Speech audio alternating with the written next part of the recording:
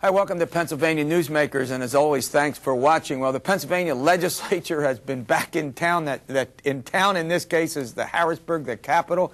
Representative Curt Schroder is here. He will provide an update. And then Donna Cooper, she is Governor Ed Rendell's top policymaker, if you will, the brains in the Rendell administration. We'll analyze Rendell's upcoming agenda, all that and more, following these words. This is Pennsylvania Newsmakers, a fast-paced, unrehearsed weekly discussion with and about the leaders who shape your world. And now, here's your host, Terry Madonna. Hi, welcome back. Well, I forgot I'm supposed to say Pennsylvania government and politics in depth and in detail, and it starts right now. I forgot about that, but I didn't forget who's sitting across from me, Representative Curt Schroder. Representative, welcome to the program. Thanks, Terry. Great to be with you. Look, the legislature has put off until now, the now meaning the current fall session, dealing with three big issues: Marcellus Shale, transportation, and the fiscal office. Now, don't go way out there, the fiscal office. Why should anyone care about whether you all create an independent fiscal office? Well, I think people should care. First of all, I would recommend everyone's reading. There's an article this month in Vanity Fair about the situation in Greece. And we all know about the financial and governmental collapse over there and their economic and fiscal situation.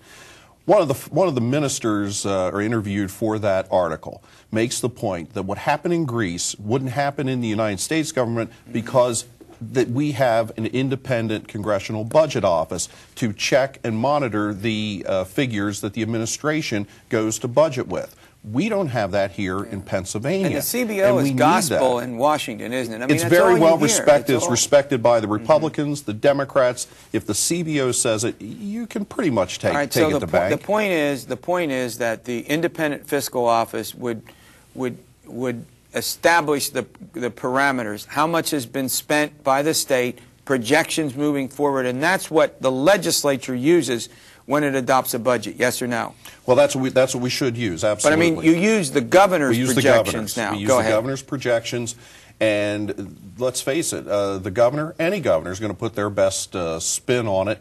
I believe that there are things that have happened in this administration where revenues have been, projections have been inflated, where things have been moved off the books and put onto other, areas to make the level of spending seem less than what it actually is. With the kind of independent legislative fiscal office, we'd have checks against that. We'd be able to see much better what's actually going on.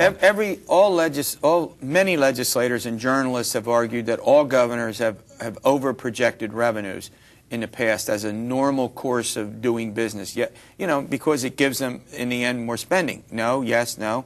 I'm not sure that all governors have. I remember during the Ridge administration, for instance, we were running surpluses, except it was much better economic times, admittedly. Yeah. But I don't think it happened back then. It seems to have been happening a lot, during the past 8 years. All right. Well, what's the prospect? I know that there have been some debates over this.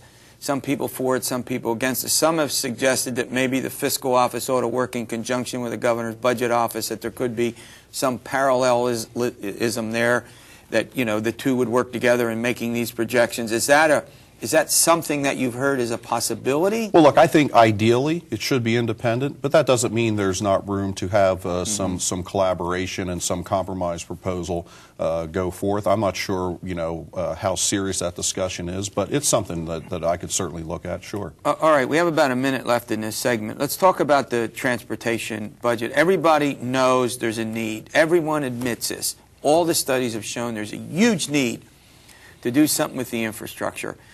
Roads and bridges, 25% of them are more deficient in some way. 7,000 miles of state roads in some need of repair. Without getting all into that, what are we going to do about that? Well, Terry, part of the problem and the reason we're behind the 8 ball on this is the administration spent the past 3 years or so pursuing a futile attempt to toll I-80. And back when the Federal Highway Administration warned us, and we have the letters saying this isn't going to work. It doesn't meet our requirements, yet we went ahead and did it anyway. And I think there was this thought that it was the evil Bush administration that was turning it down and that they'd fare better under the Obama administration. Well, that didn't happen. So we're now, because of that, years behind where we should be in solving this thing. I happen to think that we should go back and look at one of the things the governor proposed earlier, the public-private partnership arrangement. Democrats rejected that offhand because it didn't match the goals of their union supporters. Frankly, many Republicans rejected it out of hand because it was the governor's proposal. I don't think it got the attention that it deserved. But is that sufficient to cover the massive amount of infrastructure needs we have? I mean, ideally, it would depend on how it's structured, but. You think that can actually work to deal with the monumental nature of this problem?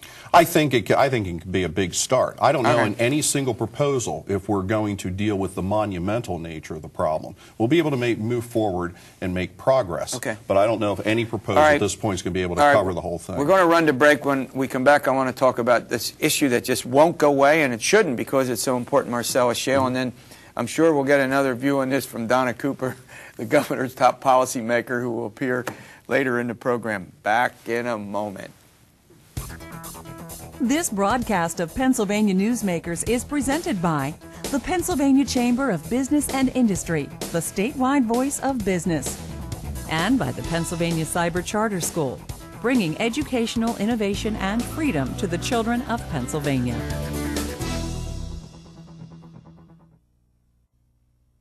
This broadcast of Pennsylvania Newsmakers is presented by PAConstructionJobs.com. For more information about rewarding careers in the highway construction industry, visit PAConstructionJobs.com.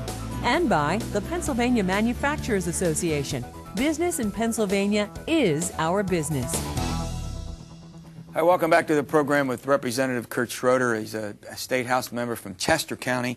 We're talking about the agenda. Obviously, Representative Schroder has some views on this, which we're chatting about. All right, let's talk about Marcellus Shale. Everybody agrees at some point there'll be a tax. How large that is and where it goes, and it's complicated, to go back to the title of this movie this summer, or earlier in the year. Where do you think that stands? Is it going to get done? I'll tell you, originally I thought because it was part of a budget agreement that was left undone in the spring that they probably would get it done. But from what I've heard, the Senate Republicans have had their working group, House Democrats have had their working group, and they've not really communicated yet. We only have a few weeks in the fall here that will be in session. Right. And without that type of working together and communicating, I don't know if it can get done. Plus, it's being complicated by other issues that are being thrown in there as well that raise serious questions, such as this issue as pooling, or forced pooling, as some of us call it, where a holdout landowner can be forced by the company to give up their rights to the gas beneath their property.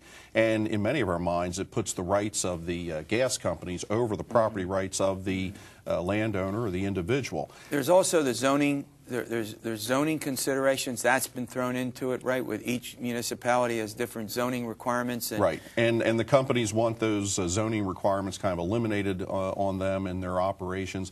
That's a big red flag for those of us who support local control.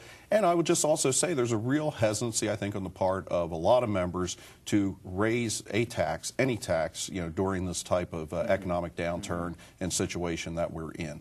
Okay. And then lastly, before we go into another subject, I want to go to the judiciary for a moment, but then there's also the business of who gets what once it is taxed. Right. You got the local governments, you got the environmental considerations, and you've got the state need. So that is also a bone of contention, is that correct? Yeah, everyone's vying to cut up the pie differently. The governor originally wanted to use it mostly for state government general fund revenues. The environmental community is out there saying we need it for different things. Local governments who are impacted by Marcellus Shale drilling are saying they want a big portion of it.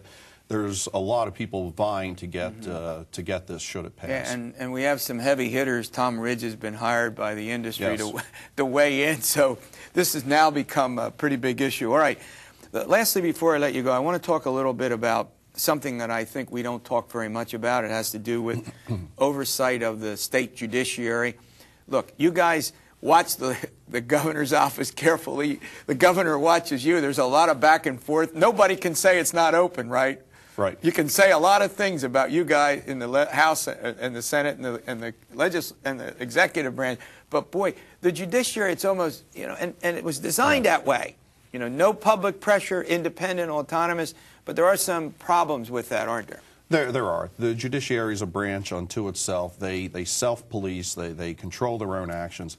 I'm a big believer that self-policing just isn't working, whether it's the judiciary or the legislative branch or any branch of government, and we have to change those type of processes. I proposed, and it's in light of what's happened with this Luzerne County Kids for Cash scandal and some other things that have come up across the state, that we need to change the Judicial Conduct Board and the Court of Judicial Discipline. I propose that we make them have non-judge majorities on those boards. So it'll be independent and autonomous. So they'll be much more independent, and also open up, loosen the confidentiality provisions, which right now keeps everything pretty much closed until such time that there is a decision or an adjudication. We need to open that up much earlier in the process so the public can actually see what's going on, reporters can actually report on what's going on, and we can, just by airing this, have a much better process, and one that actually works as opposed to the broken process right now. Thanks for coming in. All right, Donna Cooper and Ed Rendell's top policymakers here. We'll get the view from the Rendell administration after we pay some bills. Back in a moment. This broadcast of Pennsylvania Newsmakers is brought to you by Pennsylvania Credit Union Association. Pennsylvania Credit Unions, where people are worth more than money. To find a credit union that is right for you, check out ibelong.org. And by the Energy Association of Pennsylvania, Pennsylvania's energy information source.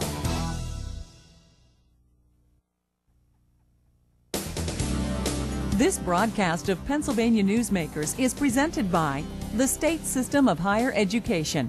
14 state-owned universities. The state system is the largest provider of higher education in Pennsylvania.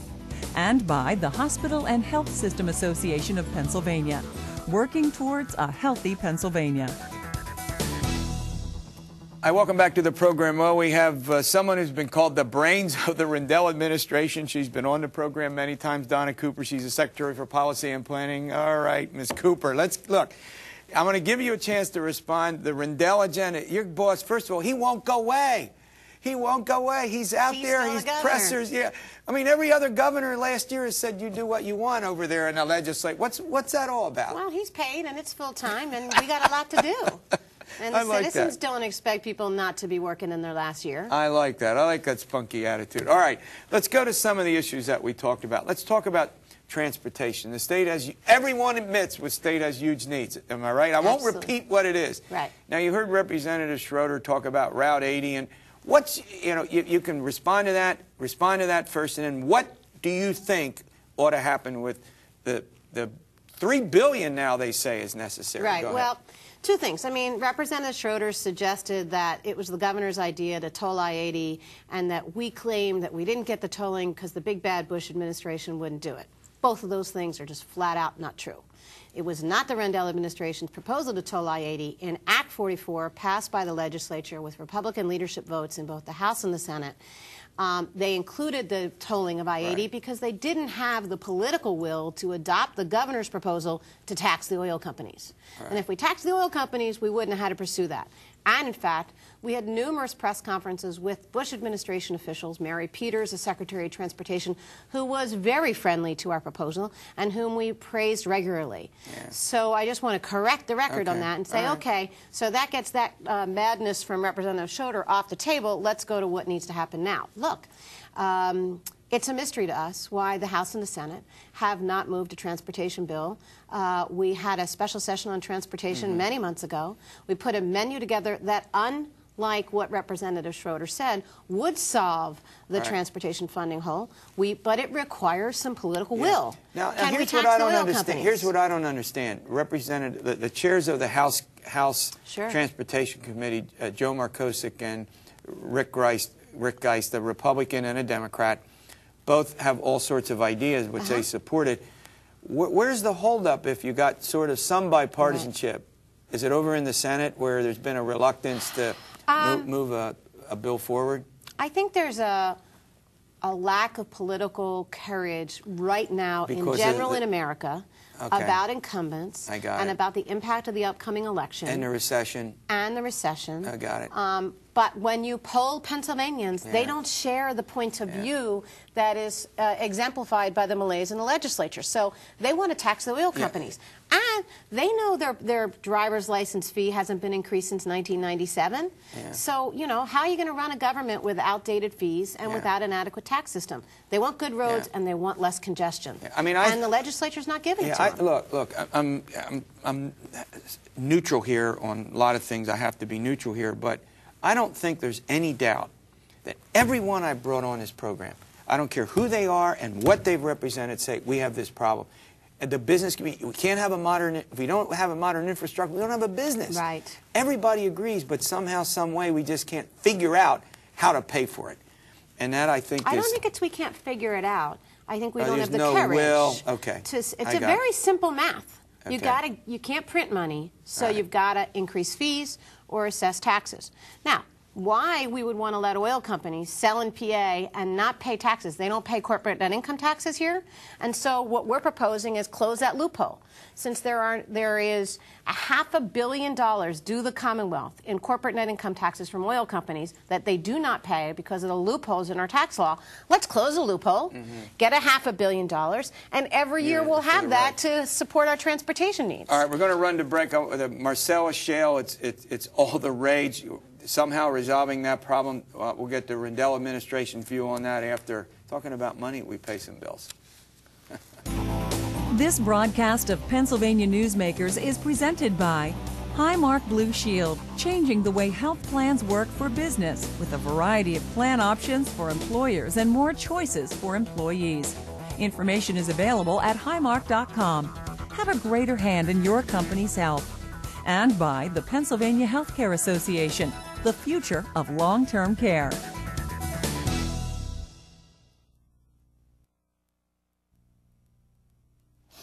All right, welcome back. I'm chatting with Donna Cooper. She's Governor Rendell's top policymaker. All right, Governor, all right, Donna, you're not Governor, Secretary Cooper. Look, Marcellus Shale, I'm telling you, we've had more programs on this trying to get it straight. What does the administration want out of this whole Marcellus Shale deal? We got, natural gas extraction. Go ahead, take it from there. Well, look, we want Exxon and the large oil and gas companies that are drilling in Pennsylvania to pay their fair share of taxes in Pennsylvania. So, it's very simple. Pennsylvania's resources are being taken, and people are making money hand over fist that they didn't even anticipate they would make. They're making more than they've told their stockholders they would ever make in PA, and they ought to pay their taxes here. And so basically we're asking for the same tax structure that's in place in West Virginia, where there is more drilling going on and more drilling permits happening. Are we the only big state with this kind of natural gas cash, then CACHE, then it doesn't have a tax? Yeah, we're the only big state with a natural gas or oil base that doesn't have a big tax, All right, now what about some of these ancillary problems that have cropped up? Originally when we started talking about this, it was about, which taxes, or, the tax, how much. Then we had the problem with the local share and some in the environmental fund. Now we have zoning. Now we have infrastructure needs. I mean, can this all get done in, 9 or 13 days that they're actually here before they go home? Well, we have a full-time legislature. They could be here more days. You sound like the governor on this one. Yeah, well, I don't know why they only have 9 or 13 days, but because there's many more days between now and the election available to us. Right. For legislative action. It's just the days they've scheduled. But has this thing gotten just so complicated now that... Well, be very clear. Senator Scarnati made a promise to the governor that he would ensure a Marcellus Shale tax was in place by October 1st. Okay. He didn't say we need to resolve all the other issues, like how you deal with pooling, how you deal with local ordinances. They may be very important issues, but they are not as urgent or as necessary as imposing the tax, because we have streams that are being affected, we have roads that are being affected, we have local emergency services that are in desperate need of resources. So we need to solve Pennsylvania's problems. Then the legislature can take the deliberative process to solve the industry's problems. But you know what? Let's work for the taxpayers first. Yeah.